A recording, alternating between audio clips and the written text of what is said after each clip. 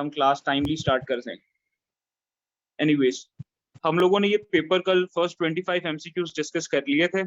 आप लोग लेट आते हैं, हमारे पास 40 मिनट्स का स्लॉट है, इसीलिए डिस्कस करते हुए ये एक क्लास के अंदर 50 एमसीक्यूज चले जाने चाहिए हमें, लेकिन 40 मिनट्स की क्लास में आप लोग बहुत डिले करते हैं, जिसकी वजह से फिक्स है विच की stroke combination selects to entire document.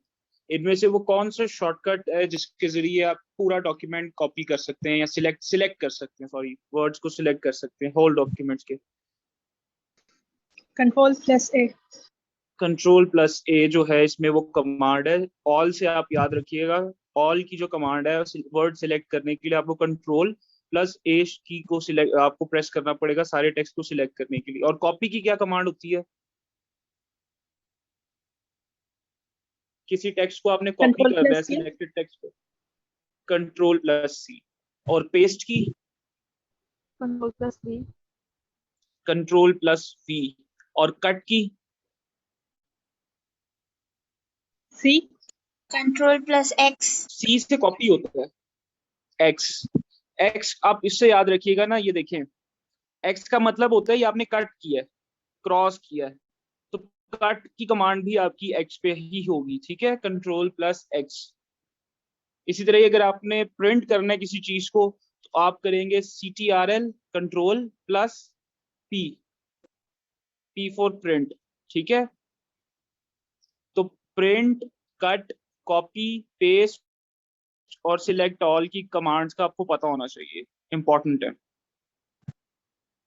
ठीक है। नेक्स्ट है sound can not travel through. इनमें से वो कौन सी चीज है जिसमें से साउंड ट्रेवल नहीं कर सकती? वैक्यूम। एक चीज याद रखिएगा कि साउंड को ट्रेवल करने के लिए एक मीडियम की जरूरत होती है, ठीक है। मीडियम मतलब जिसके एक आप मटेरियल समझ लें या आप समझ लें कोई एक सॉलिड ऑब्जेक्ट है जिसके थ्रू साउंड जो है ट्रेवल करेगा। जैसे आप पाइप को आप ज़हन में रखें, ठीक है, जो पानी का पाइप है वो पानी उसमें से ट्रेवल करता है, वो जो पाइप है वो उसका मीडियम है जिसके थ्रू वो पानी जो है आपके टैप से लेके आपके एंड होस्ट तक आपको वो पानी ट्रेवल करके आता है, ठीक है। वो पाइप जो है वो आपका क्या है, वो मीडियम है। वैसे ही साउंड को भी ट्रेवल करने के लिए उस एक मीडियम चाहिए होता है, जो वैक्यूम है वो एक मीडियम नहीं है, सही है। बाकी एयर एंड वाटर में से साउंड ट्रेवल करती है। Number 28, in 1787 the original constitution of USA was drafted at a constitutional convention held at। कहाँ पे ये कॉन्स्टिट्यूशनल कन्वेंशन हुआ था अमेरिका के कॉन्स्टिट्यूशन के लिए? किस यहाँ पे तो सिटी का, चले सिटी का मुझे बताएं। शिकागो। 1787 में यूएसए की सिटी है फिलाडेल्फिया। यहाँ पर यूएसए का कॉन्स्टिट्यूशन ड्राफ्ट किया गया था, ठीक है। और डे ऑफ ये इंडिपेंडेंस डे यूएसए का किस डेट को आता है? 4 जुलाई। किसी को आइडिया है? 4th of the जुलाई को, ठीक है, यूएसए का इंडिपेंडेंस डे आता है। हमारा इंडिपेंडेंस डे किस डेट को आता है पाकिस्तान का? 14th of अगस्त को, ठीक है। और हमारा रिपब्लिक डे हमारा किस दिन को है? 23 मार्च। 23 मार्च। रिपब्लिक का अगर आपको आइडिया नहीं है तो मैं आपको बता देता हूँ। रिपब्लिक डे वो डे होता है किसी कंट्री का जहाँ पे जिस डेट को उसको उसका पहला कॉन्स्टिट्यूशन मिला हो। तो हमारा जो पहला कॉन्स्टिट्यूशन ऑफ पाकिस्तान था वो 23 मार्च को आया था। 23 मार्च 1940 को जो है वो लाहौर रेजोल्यूशन या पाकिस्तान रेजोल्यूशन या करारदादे पाकिस्तान मंजूर हुई थी। और फिर 23 मार्च 1956, 23 मार्च 1956 को भी हमें पहला हमारा कॉन्स्टिट्यूशन भी मिला था, इसीलिए उसको रिपब्लिक डे ऑफ पाकिस्तान भी कहते हैं, ठीक है। और इंडिया का रिपब्लिक डे किसी को पता है क्या है? 26 इंडिया का रिपब्लिक 25 जनवरी। 23 जनवरी जो है वो इंडिया का रिपब्लिक डे है। 23 जैन 1949 को इंडिया का उसको पहला कॉन्स्टिट्यूशन मिला था, ठीक है। नेक्स्ट है द वर्ल्ड्स ऊंचा बोलने, आपकी आवाज क्लियर नहीं आई। सर 26 जनवरी है शायद। ओ यस ऑफ कोर्स, सॉरी, मेरे आपको 23rd, वो हम 23rd मार्च मेरे जेहन में जाए, 26 जनवरी, thank you for correcting me. 26 Jan है, 26 जनवरी। आपने अक्सर वो टीवी वगैरह के अंदर अगर आप देखते हो ये इंडियन चैनल्स, ये न्यूज आप सुनते हो, तो आपको 26 जनवरी उनका बड़ा हाईलाइटेड डे होता है। तो 26, थैंक यू। आपका नाम जिन्होंने भी मुझे करेक्ट किया है? Fiza. Sidra, Sidra, thank you so much, आपने फिजा, करेक्ट किया मुझे। Fiza. 26 of the Jan. Sidra, right? फिजा।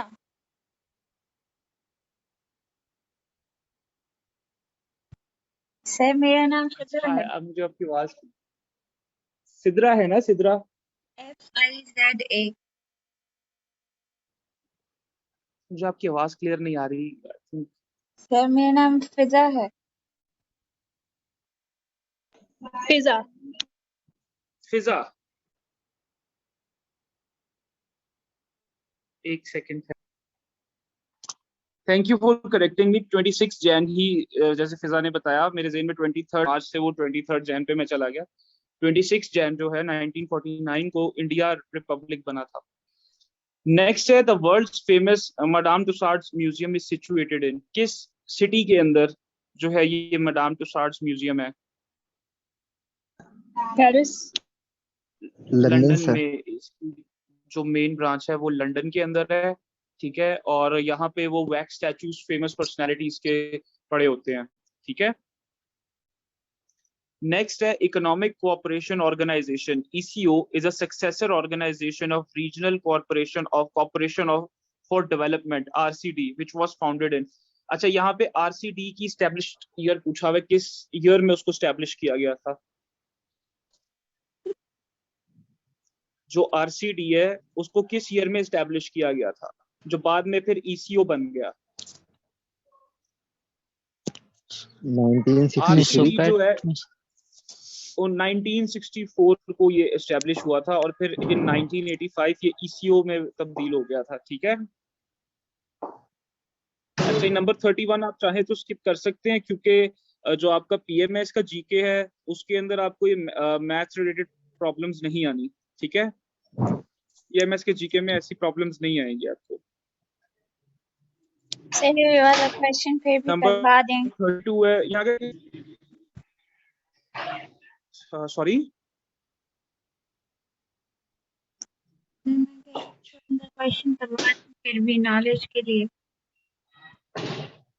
ठीक है, हम कर लेते हैं। चलें, ये क्वेश्चन है, if 1 kilometre race in 1 kilometre race A beats B, A जो है उसने B को हरा दिया by 28 meters in 7 seconds. Find out the time taken by A to finish the race. A का हमने टाइम बताना है कि उसको रेस कंप्लीट करने में क्या टाइम लगा, जबकि उसने B को हराया 1 किलोमीटर की रेस में 28 मीटर पहले, जो कि वो 7 सेकंड उसको लगते हैं B को कवर करने में। यानी कि A ने 7 सेकंड पहले रेस कंप्लीट की है एज कंपेयर टू B, ठीक है। ये क्वेश्चन आपको समझ आया? अब कोई एक बंदा हल करने की इसको ट्राई करे।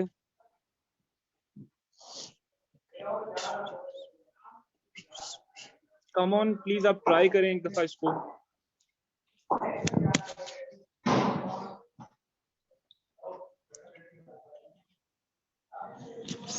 आपके पास पेंसिल और पेपर है तो आप प्लीज ट्राई करें इसको क्वेश्चन समझ के, क्योंकि अगर आप खुद नहीं समझेंगे मेरे करवा देने से क्वेश्चन आपको कोई फायदा नहीं होगा, अगर आप खुद अपना दिमाग को थोड़ा एक्सरसाइज नहीं देंगे तो। या चलें, ये आपकी असाइनमेंट है, ये क्वेश्चन आपने मुझे पेपर पे सॉल्व करके ग्रुप के अंदर आपने मुझे अपने पेपर का कैमरा से पिक्चर लेके ना मुझे सेंड करना है पूरे प्रोसीजर के साथ कि आपने कैसे ये क्वेश्चन को सॉल्व किया है। क्लियर है? जिसने भी अभी मुझसे कहा था इसको सॉल्व करवा दें, मैं उसके अंदर इस पर स्टेप बाय स्टेप भी बता दूंगा, लेकिन अभी फिलहाल के लिए आपने ट्राई करनी है पहले कि आप मुझे ये क्वेश्चन सॉल्व कर दें। नेक्स्ट पे हम चलते हैं, नंबर 32 है, international court of justice is located in dash city. किस सिटी के अंदर जो है ICJ का ऑफिस है? ये कल मैंने आपको बताया था। Option D. ऑप्शंस है, आपके पेरिस, लग्जमबर्ग, ब्रसेल्स या the Hague? The Hague. The Hague जो है ये किस कंट्री में है द हेग?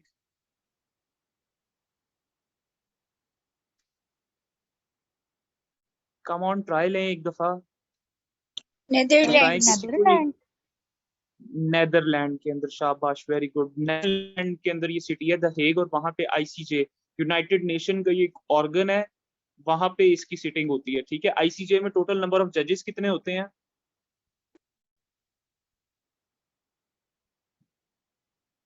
15 कितने जजेस होते? 15 हाँ जी, हाँ जी, 5.1 बोले।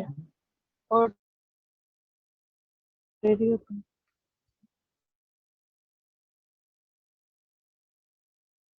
टेम्परेरी जजेस हैं। ठीक है, ये 5 कौन से हैं? इनको याद करने के लिए आप ये शॉर्टकट याद कर लें। Curfew. Curfew. T for China, U for USA, R for Russia, S से फ्रांस और यू से यूके। ये 5 कंट्रीज जो हैं ये यूनाइटेड नेशन के परमानेंट मेंबर्स हैं जिनके पास वीटो पावर है। और फिर इन्हीं 5 के जो जजेस हैं वो इस पैनल के अंदर परमानेंट जजेस हैं। और 10 ये जो जजेस हैं ये वाले टेम्परेरी जजेस होते हैं। और ये जो यूनाइटेड नेशन जनरल असेंबली, एक और ऑर्गन जो है यूनाइटेड नेशन का, जनरल असेंबली, उसके जोन से स्टेट्स जो उस ऑर्गन के मेंबर्स हैं वहां से वो स्टेट्स इधर की मेंबरशिप भी ले सकते हैं। इधर के आईसीजे के जजेस का भी वो पार्ट बन सकते हैं। और पाकिस्तान जो है वो 7 मरतबा आईसीजे का मेंबर रह चुका है। और इंडिया भी लेटेस्ट मिला के 8 मरतबा। इंडिया और पाकिस्तान का आपको पता होना चाहिए। नेक्स्ट है the light house of Alexandria was among the 7 wonders of the world. It is located in, किस कंट्री में है ये? इजिप्ट के अंदर। ठीक है, इजिप्ट का मुझे कोई कैपिटल बताए। कैरो। कायरो। कायरो। ठीक है, अपनी प्लीज डिक्शन पे भी मैंने आपको कल कहा था काम करें, और जरा कोशिश किया करें कि, क्योंकि जब आप अलग करें, आप लोग सारे यहाँ से क्लियर करके आईटी या जोन सा भी टेस्ट आप दे रहे हैं वो क्लियर करके आगे जाएं, तो आपके ये जो डिक्शन होगा आपके इंटरव्यू में आपको बहुत हेल्प होगा। आप अभी से उस No, पर no, काम but करना that's शुरू buzz. Buzz the bell excellent. Next है which of the following functions as the central bank of Pakistan? NBP, BOP, CBP, SBP. कौन सा बैंक ऑफ पाकिस्तान है जो सेंट्रल बैंक है? BOP. State Bank of Pakistan. SBP जो है वो स्टेट बैंक ऑफ पाकिस्तान, जो हमारा सेंट्रल बैंक है। इसी की जिम्मेदारी है नोट छापने की, और जितने भी हमारे फाइनेंशियल मैटर्स हैं और जो इंटरनेशनली जितनी भी इंपोर्ट और एक्सपोर्ट होती है उसका जितना भी जो पैसा आएगा या जाएगा वो स्टेट बैंक ऑफ पाकिस्तान उसका हैंडल करता है। आप प्लीज अपना माइक बंद कर लें जिसके पीछे शोर आ रहा है। एसबीपी यानी स्टेट बैंक ऑफ पाकिस्तान जो है वो हमारा सेंट्रल बैंक है पाकिस्तान का, और ये मॉनिटर करता है 2 चीजें। आपने इसके जो 2 बेसिक फंक्शंस है वो ये हैं कि एक तो इसने पाकिस्तान के नोट छापने हैं, दूसरा इसने जितना भी इंपोर्ट या एक्सपोर्ट के जरिए जितना भी पैसा आ रहा है या जा रहा है वो उसकी पूरी फाइनेंस की जो जिम्मेदारी है वो इसके ऊपर है।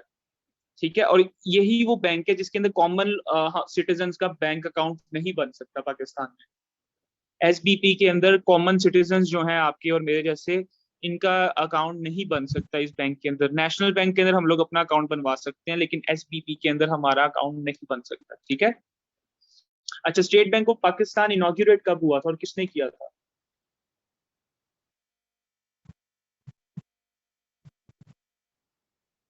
बताएगा कोई? हारिस हैं सर, आज हम क्लास में? क्यों नहीं बना सकते स्टेट बैंक में अपना अकाउंट? स्टेट सर बैंक में हम अपना, हाँ जी, पहले 1 सेकंड में एक बंदे का जवाब दे लूं। स्टेट बैंक ऑफ ठीक है पाकिस्तान सर। जो है ना वो आपके ओवरऑल आप ये समझ लें आपके पूरे पाकिस्तान की पॉकेट है ये। ठीक है, और जितना भी हम कारोबार करते हैं ना बाहर के मुल्क के साथ, इंपोर्ट या एक्सपोर्ट हम जो करते हैं, बरामदात और दरामदात, उसकी इंपोर्ट करेंगे तो हमारे पैसे जो कटेंगे वो इस अकाउंट से कटेंगे। हम जितनी एक्सपोर्ट करेंगे जो पैसे आएंगे वो इस अकाउंट में आएंगे। ठीक है, और जितना भी नया पैसा छापना है पाकिस्तान के अंदर, जितनी भी करेंसी छपेगी, वो ये चीज ये बैंक मॉनिटर करता है। इसके ये जो है ना, ये इसकी जिम्मेदारी है। ये इसी की फिर इसी से मिलता जुलता दूसरा हमारा जो एक नेशनल बैंक ऑफ पाकिस्तान है, वो इसी तरह का ही एक और बैंक है। उसके अंदर हम अपने अकाउंट्स बना सकते हैं। वो सिटीजन सेंट्रिक बैंक है, ठीक है। ये एसबीपी जो है, ये हमारा समझ लो आप इंटरनेशनल वॉलेट है हमारा पाकिस्तान का। इसीलिए यहाँ पे इसको डेडिकेट किया गया है कि ये सारे जो पाकिस्तान के ओवरऑल जितने भी फाइनेंशियल मैटर्स हैं, उसका बैंक अकाउंट जो है वो पाकिस्तान का वो एसबीपी है, ताकि और कोई जिम्मेदारी इसके ऊपर ना आए। सिटीजन्स के बैंक अकाउंट इसको ये नहीं देखता, लेकिन जितना भी टैक्स कलेक्शन है या जितना भी आपका वो हो रहा है, इंपोर्ट एक्सपोर्ट का पैसा आ रहा है, जितने भी करेंसी छपनी है, वो सारी इसकी जिम्मेदारी है। ठीक है, सही हो गया। दूसरा अभी कौन बंदा दूसरा क्या सवाल पूछना चाह रहा था? सर कोई नहीं सर, वो आपने स्टेट बैंक ऑफ पाकिस्तान का कहा कब बना था, तो कायदे आजम हाँ। ने मतलब 1947 में इसकी वो की थी इनॉग्रेशन। 48 में, सॉरी 40। जुलाई 48 में, ठीक है, 1948 में इसको इनॉग्रेट किया था कायदे आजम ने, ठीक है। Yes sir. और पहले इसके गवर्नर जनरल कौन थे? जाहिद हुसैन। जाहिद हुसैन, ठीक है। और आजकल कौन है? सर पहले तो बाग करता आपका। आपकी आवाज क्रैक हो रही है यार। आपने सर अगर भी मौजूद हैंड फ्री पहनी हुई है तो आप ऐसे ऐसे ही बोलो हैंड फ्री उतार के। सर मौजूदा का नहीं पता। रिसेंटली जो अभी इसके रिटायर हुए वो है रजा बाकिर, यस सर। ठीक है। लेटेस्ट अभी शायद इनके चेंज हो चुके हैं। इंटरिम तो एक आए थे बीच में, लेकिन अब शायद चेंज हो गए हैं। लेकिन अभी जो लेटेस्ट लास्ट जो रिटायर हुए वो रजा बाकिर रिटायर हुए। नेक्स्ट पे चलते हैं। Metrology is the science of, किस चीज के बारे में ये स्टडी है मीटेरोलॉजी? वेदर। वेदर के बारे में। अच्छा, वेदर और क्लाइमेट का किसी को फर्क पता है क्या होता है यस सर। आपके अलावा? आप मुझे बताना, अगर किसी और को ना पता हो तो फिर आप बताना। सर वेदर जो डेली बेस पे हमारा चेंज होता है वीकली, और जो क्लाइमेट है। है वो ओवरऑल मतलब बाय ईयर साल के हाँ, बाद आप या ईयर कह लें या लॉन्ग टर्म के लिए जो पूरे हमारी कंडीशंस होती है ना एटमॉस्फेयर की, वो क्लाइमेट होती है। और जो कुछ टाइम के लिए वो डे टू डे या एट मोस्ट वीक के बारे में, वो हमारा वेदर होता है। क्लियर है ये सबको? Yes sir. नेक्स्ट है number 36। User developed instructions for Excel are called. Excel में जो यूजर डेवलप्ड प्रोग्राम्स होते हैं, इंस्ट्रक्शंस होती हैं, उनको क्या कहते हैं? मैक्रोस। मैक्रोस कहते हैं, ठीक है। Number 37। Ankara is the capital of, कौन बताएगा ये हारिस के टर्की। अलावा? टर्की का कैपिटल है, ठीक है। और जो हमारा इसमें ग्रीस का कैपिटल क्या है? एथेंस। इजिप्ट का कैरो। एथेंस, ठीक है। इजिप्ट का कायरो है। कायरो नहीं है, कायरो है। आप प्लीज अपने डिक्शन पे काम करें आप लोग अभी से। और सिटी ऑफ बाजार्स किस किस सिटी को कहा जाता है? कायरो। कायरो को कहा जाता है, ठीक है। ठीक। नेक्स्ट है। In which city is the Eiffel Tower located? Paris. Sir Cyprus का भी पेरिस में। बता दें। पेरिस कहाँ का कैपिटल है? फ्रांस। सिप्रस का आपको याद करने की जरूरत नहीं है। ये जो मैं आपको वो बताता हूँ जो कॉमनली पूछे जाते हैं, आपको पता होने चाहिए। एक्स्ट्रा बर्डन लेने की आपको जरूरत नहीं है। आप नॉर्मली जिन चीजों का आपको पता होना चाहिए बस उस पर फोकस करें। एक्स्ट्रा चीजें आप इधर उधर दाएं बाएं मत हो, ठीक है। हम कहाँ थे? अच्छा, पेरिस कहाँ का कैपिटल है? फ्रांस। फ्रांस का। और वियना का आपको पता होना चाहिए। वियना कहाँ का कैपिटल है? ऑस्ट्रिया। ऑस्ट्रिया का कैपिटल है। यहाँ पे बहुत ज्यादा कॉन्फ्रेंसेस होती हैं और काफी HQ जो है यहाँ पर हैं, तो आपको ये पता होना चाहिए, ठीक है। एनवायरमेंटल साइंस जो आप लोगों में से रखेगा उसको काफी इससे पाला पड़ेगा, वियना कॉन्फ्रेंसेस और कन्वेंशन से, ठीक है। Yes sir. पीसा कहाँ पे है? सर पीसा टावर या पीसा? खाली ये इटली। पीसा सिटी है, कहाँ पर है ये, इटली। किस मुल्क की है? इटली की है, ठीक है। हाँ जी, करेक्ट, इटली की है। सर आईफिल टावर नंबर कहाँ है? 39 है एन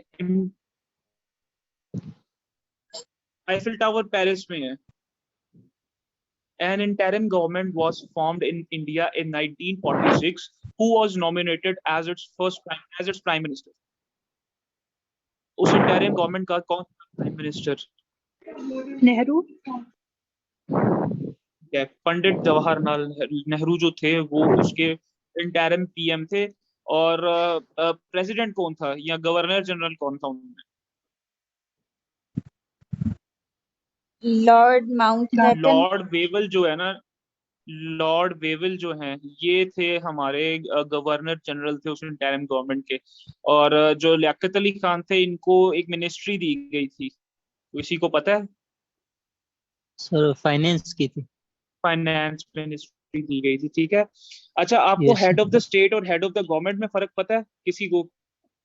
सर, ये तो डिफरेंट मुल्कों में डिफरेंट होता है ना, ये तो मतलब फिक्स नहीं होते। अब अमेरिका में हेड नहीं, of head of the state. Government मैं आपको एक सेकंड क्लियर बात कर लेते हैं। हेड ऑफ द गवर्नमेंट और हेड ऑफ द स्टेट ये एक जेनेरिक टाइटल है, ठीक है। ये हर कंट्री में डिफरेंट हो सकता है। प्रेसिडेंट और प्राइम मिनिस्टर जो है ये हर कंट्री का सेम नहीं होता। ये एक टाइटल है बिल्कुल ना, प्राइम मिनिस्टर और प्रेसिडेंट एक टाइटल है। हर बिल्कुल कंट्री सर। में ये टाइटल सेम नहीं होता, पर ये जेनेरिक टर्म जो है ना, हेड ऑफ द गवर्नमेंट और हेड ऑफ द स्टेट, ये जेनेरिक टर्म हर कंट्री में सेम। अब आप मुझे बताएं आगे, या बल्कि आप ठहरें, आप बाद में बताइएगा क्योंकि मुझे लगता है आपको पता है। यस आपके सर। अलावा पहले कोई बताए। सॉरी मैं आपको इस तरह बार बार करता हूँ, लेकिन क्योंकि मैं चाहता हूँ कि बाकी भी सीखें कुछ इस चीज से। नो सर, कोई इशू नहीं। कोई और बताएगा कि हेड ऑफ द गवर्नमेंट और हेड ऑफ द स्टेट में क्या फर्क होता है? सर चले हेड ऑफ हारिस आप ही द बता दें। स्टेट हेड होता है। सर जो head of state, head of हाँ जी, हाँ जी, द सर बोलें। वो बता रही। ऊंचा बोलें, आप अपना नाम बताएं पहले और फिर बताएं आप क्या बता रही हैं। सर मैं से बात कर रही हूँ। Head of the government sir वो अगर पार्लियामेंट्री फॉर्म ऑफ गवर्नमेंट है या प्रेसिडेंशियल फॉर्म ऑफ गवर्नमेंट है तो डिपेंड करता है कि दोनों की फंक्शंस क्या हैं और उसके अकॉर्डिंग ही उनकी इम्पोर्टेंस या सिग्निफिकेंस हम लोग जो है फर्दर डिस्क्राइब कर सकते हैं। लेट्स सपोज अगर हम अपनी कंट्री की बात करें तो यहाँ पे हेड ऑफ द गवर्नमेंट जो है हमारा प्राइम मिनिस्टर होता है और he is the head of the government, he is the most powerful. और जो हमारा हेड ऑफ द स्टेट है वो प्रेसिडेंट है and he is the nominal head. ठीक है, ठीक है, आप सही कह रही हैं। ठीक है, आपने बिल्कुल सही बात बताई है कि हेड ऑफ द गवर्नमेंट। अच्छा, पाकिस्तान आपने अगर पॉलिटिकल साइंस रखना है या कहीं पे भी आपने कहीं पे हेड ऑफ द गवर्नमेंट और हेड ऑफ द स्टेट की डिबेट चल रही, स्पेशली अगर आप पाकिस्तान अफेयर में या इवन करंट अफेयर में भी आजकल एक बड़ा हॉट टॉपिक है parliamentary versus presidential form of government. उसके अंदर आपने जब भी एग्जाम्पल कोट करनी है ना, प्रेसिडेंट पाकिस्तान की आपने एग्जाम्पल कोट करना है, मतलब वो उसको थर्ड नंबर पे रखना है। फर्स्ट आपने किसी और कंट्री का आपने एक्सप्लेन करना है। वरना यस एग्जामिनर के ऊपर ये नेगेटिव इम्पैक्ट जाता है कि शायद इसको एक ही कंट्री का पता है कि इसका head of the government head of the state कौन है। आप ये जाहिर सी बात है कि आपको पता होगा कि आपकी अपनी कंट्री का हेड ऑफ द स्टेट और हेड ऑफ द गवर्नमेंट कौन है। तो ना आपने इंडिया की एग्जांपल देनी है, इंडिया की एग्जांपल आपने देनी है तो उसको भी एज सेकंड या थर्ड थर्ड ऑप्शन पे आपने रखना है। फर्स्ट आपको कोई दूसरी जो डेवलप्ड कंट्री है आपने उसकी एग्जांपल दें तो ज्यादा बेहतर है, ठीक है। प्रायर वही है। जैसे आप यूएस की ठीक। एग्जांपल कोट कर सकते हैं और यूके की, जैसे यूके है। ब्रिटेन। यूके के अंदर आप में से कोई मुझे बताएगा कि हेड ऑफ द गवर्नमेंट कौन है, उसको उस टाइटल को क्या कहते हैं वहां पे?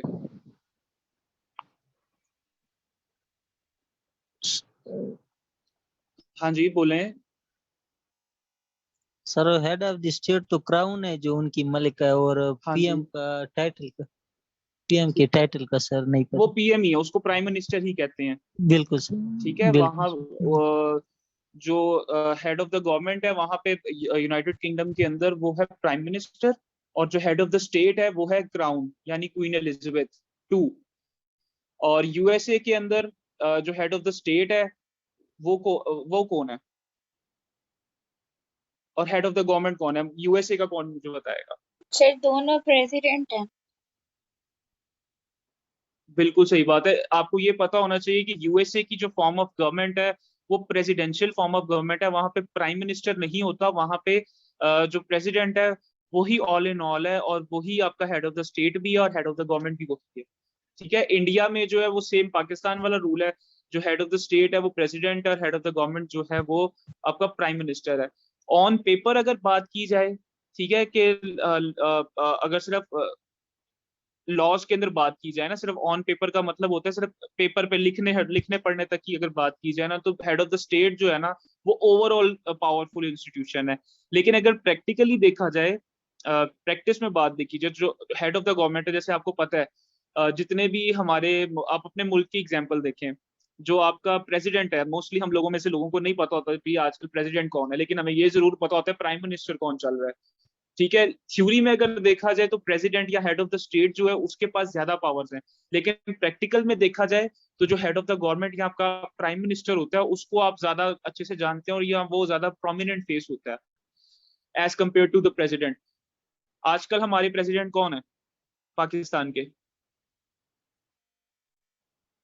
आरिफ अलवी। आरिफ अलवी। देखा आपको कितने लोग, अभी मैं पूछूं प्राइम मिनिस्टर कौन है, कौन है शहबाज आजकल शरीफ। हमारे प्राइम मिनिस्टर? शहबाज शरीफ। ठीक है, तो प्राइम मिनिस्टर जो है जरा एक कॉमन फेस है और उसके पास पावर ज्यादा है प्रैक्टिकली। नेक्स्ट पे चलते हैं हम। The 1970 elections in east Pakistan were swept by, किस NAP पॉलिटिकल पार्टी ने ईस्ट पाकिस्तान के अंदर, दोबारा बोले कोई एक बंदा। NAP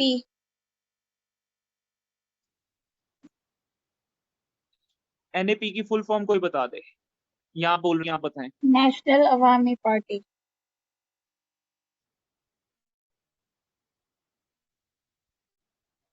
आप मेरे ख्याल से दो चीजों को कंफ्यूज कर रही हैं।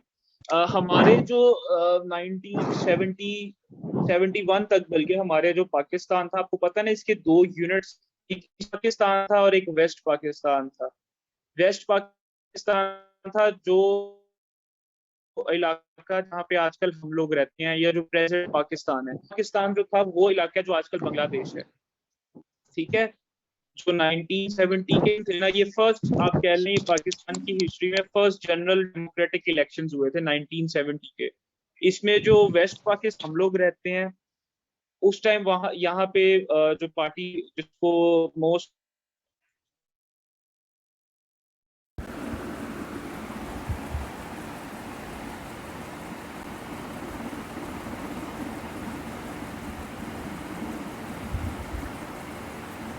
एयर मार्शल कहाँ का ओहदा है, किस?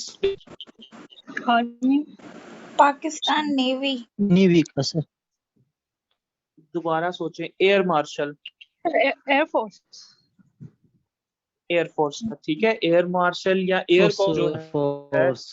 ये एयर फोर्स का सबसे हाईएस्ट ओहदा है। ठीक है, ये आपने याद रखना है। एयर मार्शल जो है ये, या एयर कोमोडोर भी कहते हैं, ये जो ओहदा है ये सबसे बड़ा एयर फोर्स का ओहदा है। ठीक है, और नेवी का सबसे बड़ा ओहदा कौन सा है? सर 40 का आंसर क्या था क्या बता बोलते दें। हैं उसको? अवामी लीग। अच्छा, ये मुझे कोई बताएगा नेवी का सबसे बड़ा ओहदा कौन सा है? नेवल नेवी मार्शल में नहीं। नहीं, उसको कहते हैं एडमिरल। एडमिरल। ठीक है, नेक्स्ट है 42 पे चलते हैं। Which of the following districts of Punjab are the main cotton growing areas? Sir 41 का भी मिस हो गया, सॉरी रिपीट कर दें प्लीज।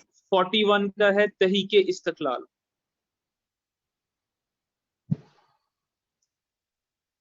uh, 42 का मुझे कोई बताएगा किस डिस्ट्रिक्ट ऑफ पंजाब के अंदर सबसे ज्यादा हम कॉटन ग्रो करते हैं?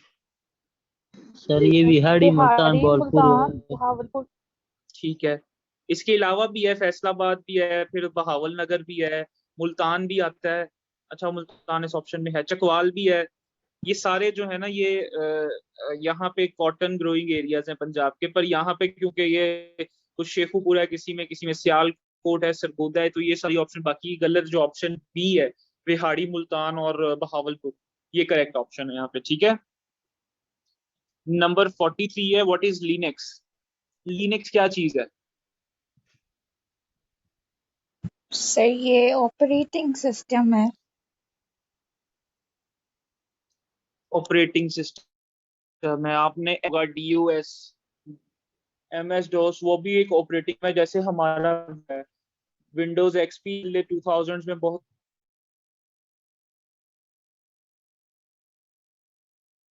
कॉमन था। फिर उस ऑपरेटिंग सिस्टम है ना, वैसे ही ये लिनक्स और MS-DOS जो है ये आजकल की जो विंडोज है ना, इसकी शुरुआत जो है वो लिनक्स और MS-DOS से हुई हुई है। ये पुराने ऑपरेटिंग सिस्टम समझ लें आप।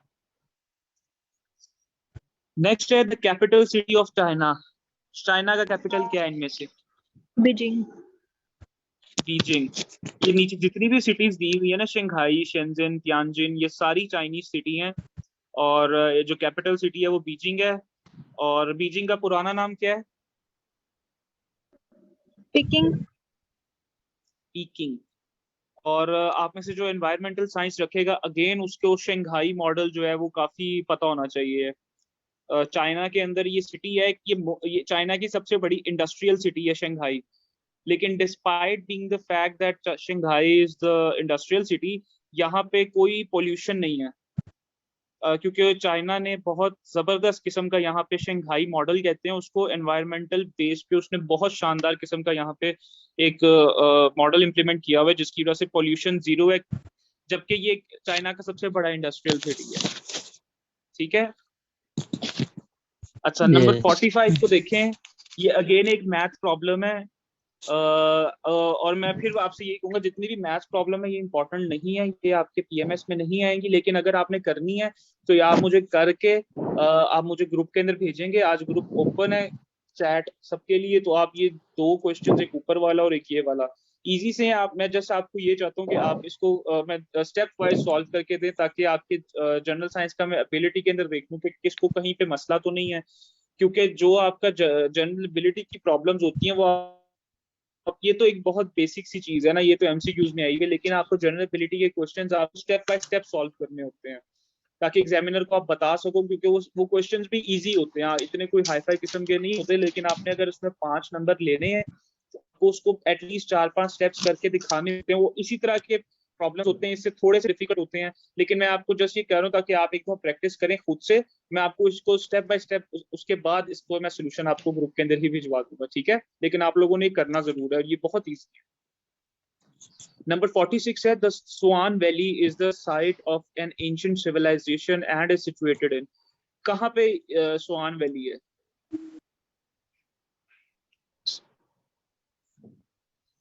स्वान वैली नॉर्मली जो है ना वो नॉर्दर्न पंजाब के अंदर आती है, ठीक है? खुशाब का इलाका है,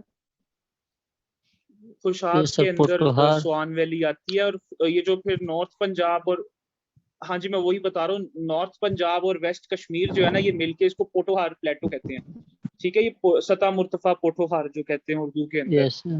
तो पोटोहार प्लेटो के अंदर जो है ना ये स्वान वैली है। अगर स्पेसिफिकली पूछा जाए तो ये खुशाब के अंदर है। और अगर इन ऑप्शंस में से देखा जाए तो पोटोहार प्लेटो के अंदर। Potohar plateau is composed of northern Punjab and western Kashmir, ठीक है? नंबर 47। अच्छा, ये अब इतना इम्पोर्टेंट नहीं है, ये अमजद साबरी उस टाइम पे असैसिनेट हुए, इसने हुआ था उस टाइम पे मामला, लेकिन ये इतना कोई खास इम्पोर्टेंट नहीं है। इसका जो ये है ना, इसमें क्वेश्चन पूछा हुआ, name the Ghulam Farid Sabri formed one of the most famous qawwal party in Pakistan. ये आप लोगों में से अगर किसी ने सुनी हो वो कवाली भर दो झोली झोली मेरी मोहम्मद, ये इन्हीं Yes, sir. इन्हीं साबरी ब्रदर्स ने गाई हुई है। और गुलाम फरीद साबरी के साथ ये है मकबूल साबरी। इसका आंसर है मकबूल साबरी, जिन्होंने मिलकर दोनों भाइयों ने कवाल पार्टी ऑफ पाकिस्तान बनाई थी, ठीक है? नंबर 48 है इन MS word what is the function of control plus R। ये शॉर्टकट किस चीज के लिए यूज होता है? रिफ्रेश करने के लिए, अपडेट टू करंट पेज। नहीं, रिफ्रेश करना हो तो आप या तो वो माउस से आप राइट क्लिक करें और फिर वहां से रिफ्रेश को क्लिक करें, या फिर आप F5 का जो फंक्शन की है उसको प्रेस करें तो F5 से वो रिफ्रेश होता है कंप्यूटर। रिफ्रेश की कमांड नहीं है ये, और ये MS वर्ड में पूछी हुई है। MS वर्ड के अंदर अगर आप टेक्स्ट को सिलेक्ट करें और उसके बाद Ctrl+R दबाएं तो वो राइट अलाइन को कर देगा। आपको ये अलाइनमेंट्स पता है? किसी ने वर्ड को यूज किया है कभी? Yes sir. इसमें अलाइनमेंट होती है। अगर तो इसको अलाइन का मतलब है कि सारा जो आपका है ना, जो भी होगा वो इस तरह राइट की तरफ को अलाइन हो जाएगा। ये राइट है और राइट की तरफ को अलाइन हो जाएगा। इस तरफ को नहीं वो देखेगा कि किस तरह, लेकिन सारा टेक्स्ट आप इनको अलाइन हो जाएगा। ठीक है, अगर इसी तरह आप लेफ्ट अलाइन करें तो आपका सारा टेक्स्ट जो है ना वो ऐसे अलाइन हो जाएगा, इधर को वो नहीं फिर चेक करेगा। अगर आप कहें कि आपने सेंटर अलाइन करना है तो फिर वो सारा टेक्स्ट आपका ऐसे, आपने देखा होगा ना अक्सर, Yes, ये sir. अगर आपका पेज है तो आपका सारा सेंटर में आ जाएगा, उसको सेंटर अलाइन कहते हैं। और एक और ऑप्शन होती है जस्टिफाई टेक्स्ट की, उसमें आपका सारा टेक्स्ट जो है वो फिर ऐसे ऐसे करके अलाइन होता है। ठीक है, यस। अब जो ऑप्शंस होती हैं करने, अगर आपने राइट अलाइन करना है तो आप Ctrl+R दबाते हो, अगर आपने लेफ्ट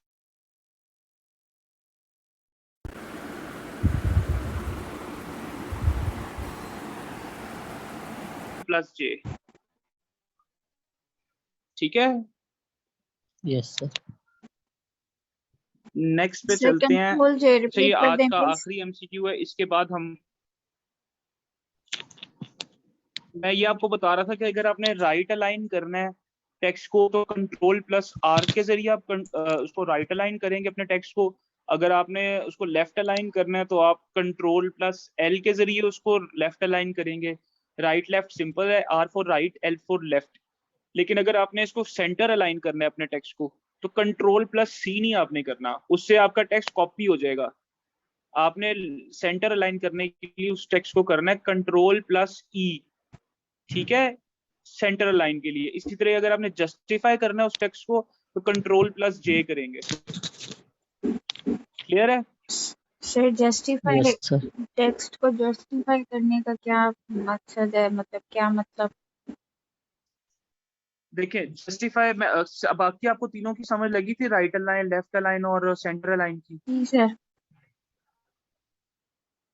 अच्छा, सपोज ये अब आपका पेज है, ये आप पेज की बाउंड्री समझें। ठीक है, ये अगर आपका वर्ड के ऊपर आपका ये पेज आ रहा है, अब आपने अपने टेक्स्ट को अगर जस्टिफाई करना है ना तो उसका मतलब है, अगर मैं इसको लेफ्ट अलाइन करूं सपोज, तो वो सारा टेक्स्ट ऐसे करके, ये जैसे भी आपकी लाइंस होंगी आगे पीछे करके वो मुझे दिखा देगा। ठीक है, ये लेफ्ट अलाइन होगा। लेकिन अगर मैं इसको राइट अलाइन करूं तो राइट अलाइन में ये क्या करेगा, राइट अलाइन में ये करेगा सारे टेक्स्ट को इस तरह से अलाइन कर देगा, इधर से आगे पीछे हो जाएगा। लेकिन अगर मैं इसको जस्टिफाई करूं ना, टेक्स्ट को मैंने जस्टिफाई किया तो वो पेज पे इसको इक्वली राइट पे भी, इक्वली लेफ्ट पे भी, इस तरह करके हर लाइन को वो इक्वली करेगा। इसको बोलते हैं जस्टिफाई करना,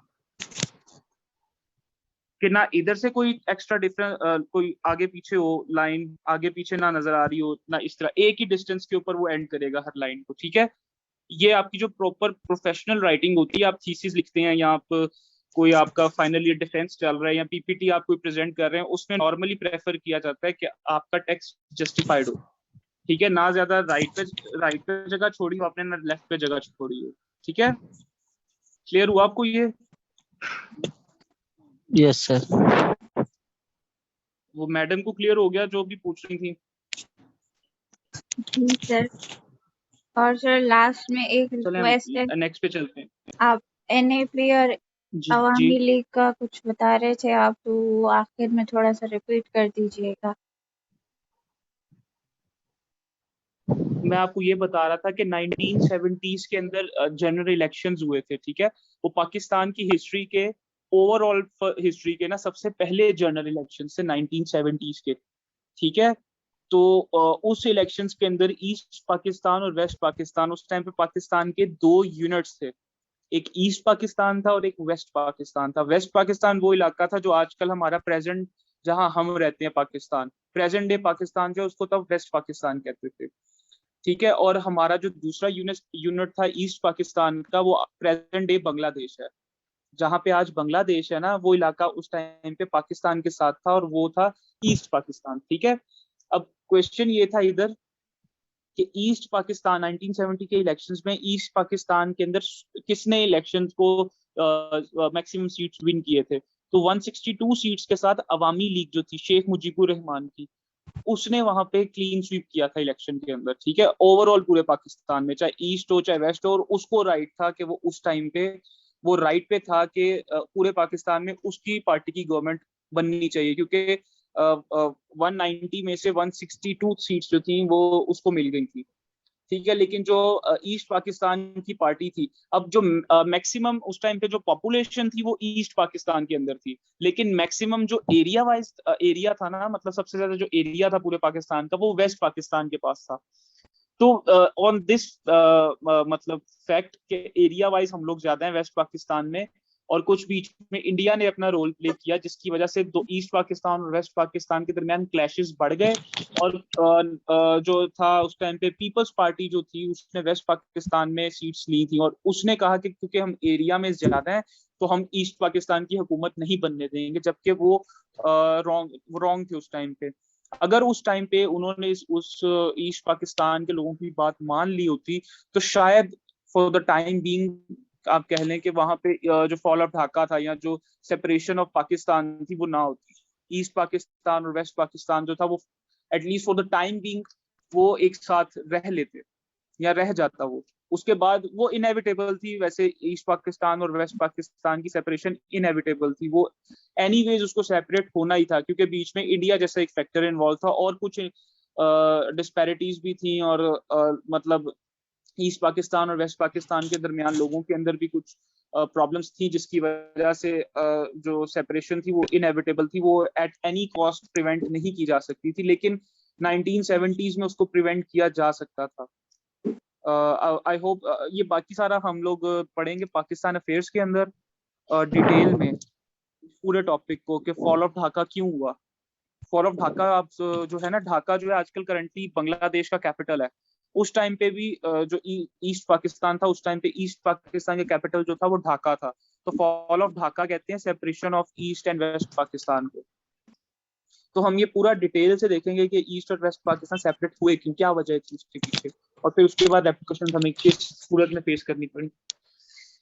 लास्ट पे चलते हैं, नंबर 49 है, a compact disc that can be written, read many times, erased and written again is called। उस सीडी को, सीडी का फुल फॉर्म है कॉम्पैक्ट डिस्क, उस कॉम्पैक्ट डिस्क को क्या कहते हैं जिसको बार बार रीड और राइट किया जा सके? CDRW। RW, वो RW से ही आपको पता चल जाता है, R से रीड, W से राइट, ठीक है, मल्टीपल टाइम्स इसको read and right. CD ROM जो है वो दरअसल वो आपका इक्विपमेंट है जिसके थ्रू वो सीडी प्ले होती है, ठीक है। और कैड जो है ये एक सॉफ्टवेयर है, ये मैकेनिकल और इलेक्ट्रिकल इंजीनियरिंग वाले और जो हैं ये इलास्ट्रेटर्स जो होते हैं और ग्राफिक डिजाइनर वाले भी सर यूज करते हैं। हाँ, और सीडीओ जो है ये इसका मुझे आइडिया नहीं है कि ये क्या चीज है, ठीक है। अच्छा, अभी आज के लिए इतना ही है। हम डिटेल में बाकी के क्योंकि हम डिटेल में इसको करते हैं हर एमसीक्यूज को डिस्कस। अच्छा, यहाँ पे ना मैंने एक और चीज मेरी ज़हन में आई, यहाँ पे हम देख रहे थे अभी एक एमसीक्यूज, ये वाला नंबर 39, इसमें लॉर्ड वेवल का मैं आपको बता रहा था कि लॉर्ड वेवल जो थे वो इंटरिम गवर्नमेंट के अंदर थे गवर्नर जनरल ऑफ इंडियन सब कॉन्टिनेंट। अच्छा, इनको आपको पता है ना, ये second last governor general of Indian subcontinent है।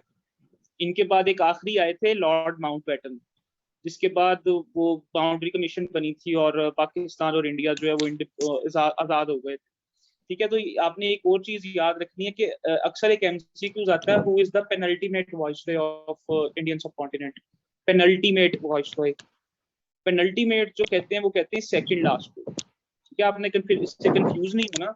अगर क्वेश्चन आए who is the second last governor general of Indian सब कॉन्टिनेंट, तब भी लॉर्ड वेवल है।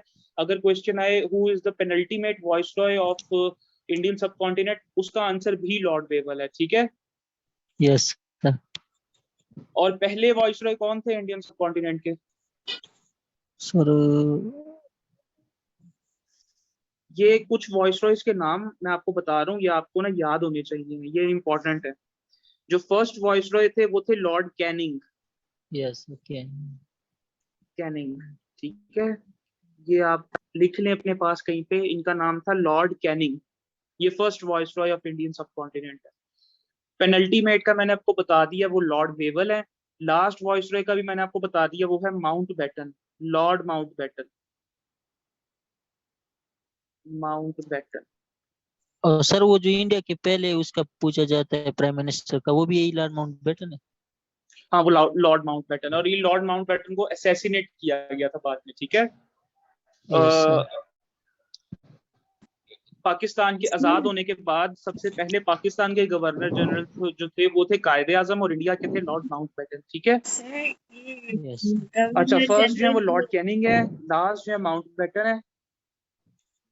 सर गवर्नर हाँ जी, जनरल को प्राइम मिनिस्टर कैसे कह सकते हैं? First prime minister.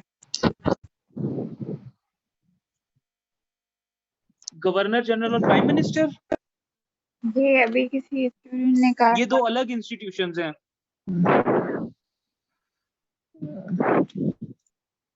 मिस, ये दोनों अलग इंस्टीट्यूशन है। जो क्वेश्चन है ना, एन इंटरिम गवर्नमेंट, आप इससे शायद कंफ्यूज हो रही हैं कि प्राइम मिनिस्टर का इसमें पूछा हुआ है। इसका आंसर जो है वो पंडित जवाहरलाल नेहरू है। इंटरिम गवर्नमेंट के अंदर जो फर्स्ट जो प्राइम मिनिस्टर बनाए गए थे इंडियन सब कॉन्टिनेंट के, वो थे पंडित जवाहरलाल नेहरू। ठीक है, और इसमें जो गवर्नर जनरल थे वो लॉर्ड वेवल थे। गवर्नर जनरल प्राइम मिनिस्टर का ओहदा अलग सर अलग उस है। वक्त गवर्नर जनरल सदर हाँ जी, सदर को कहते थे, प्रेसिडेंट को, हेड ऑफ द स्टेट को कहते थे। जो बाद में फिर ये यस सर 1956 का गवर्नर जब हमारा जनरल। कॉन्स्टिट्यूशन आया तो उसके बाद ये ओहदा कन्वर्ट कर दिया गया था गवर्नर जनरल का इनटू प्रेसिडेंट। ठीक है, अच्छा, मैं यस सर आपको मिर्जा उसका सिकंदर मिर्जा। सिकंदर मिर्जा। ठीक है, अच्छा, ये अब आप देख लें कि जो हमारे फर्स्ट वॉइसरॉय थे वो लॉर्ड कैनिंग थे, लास्ट जो थे माउंट बैटन थे, पेनल्टीमेट जो थे वो वेवल थे, लॉन्गेस्ट टेन्योर जिन का था वो थे लिन लिथिनगाओ, लिन लिथिनगाओ।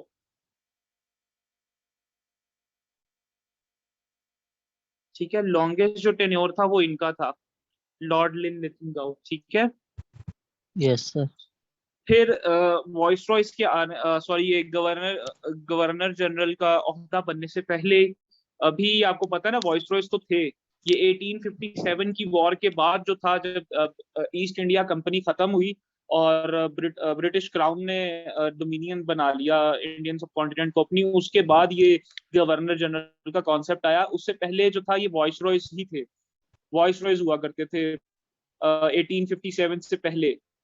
और वो कौन से वॉइसरॉय थे जिन्होंने सबसे पहले इंडियन सब कॉन्टिनेंट का सेंसस करवाया, मर्दमशुमारी करवाई?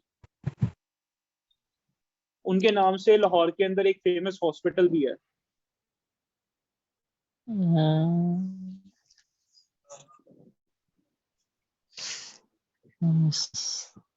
लॉर्ड मेयो, लॉर्ड मेयो जो थे, इन्होंने इंडियन सब कॉन्टिनेंट का पहली मर्तबा सेंसस भी करवाया था। ठीक है, सेंसस कहते हैं मर्दमशुमारी को। आजकल जो मर्दमशुमारी होती है वो कितने टाइम बाद की जाती है? 10 साल बाद। हर 10 साल बाद। ठीक है, और पाकिस्तान की लास्ट मर्दमशुमारी किस ईयर में हुई है? 17 में। 2017 के अंदर। ठीक है, ठीक है, यस अब जो है हम लोग देखते हैं आज का ये टॉपिक है। इसके बाद मैंने आपको कहा था कि हम लोग करेंगे एक क्विज, और क्विज से पहले आधी से ज्यादा क्लास आई थिंक भाग गई है। तो इस क्विज को फिर हम कल पे ड्यू रखते हैं।